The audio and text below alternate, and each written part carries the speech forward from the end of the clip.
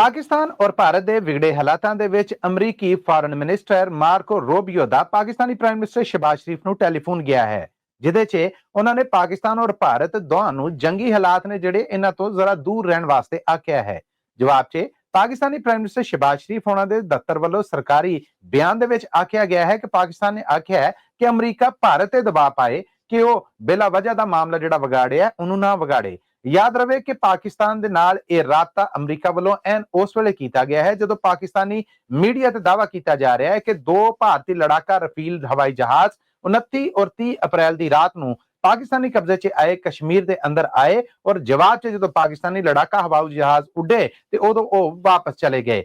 याद रहे कि कल पाकिस्तान के उत्ते हमला करने वास्ते नरेंद्र मोदी होना वालों अपनी फौजां नूं खुला इख्तियार दिता गया है और यह टेलीफोन अमरीका वालों एन उस समय आया है। इस तो पहला यह खबर भी मिलियां ने कि सऊदी अरब ने भी पाकिस्तान के नाल टेलीफोनिक राबता करके सरकारी पद्धर ते आख्या कि वह तहमुल का मुजाहरा करे, जबकि पाकिस्तान वालों यही जवाब है कि पहलगाम हमले का इल्जाम ला के भारत पाकिस्तान ते चढ़ाई करेगा तो इसका ठोकवा जवाब दिता जाएगा।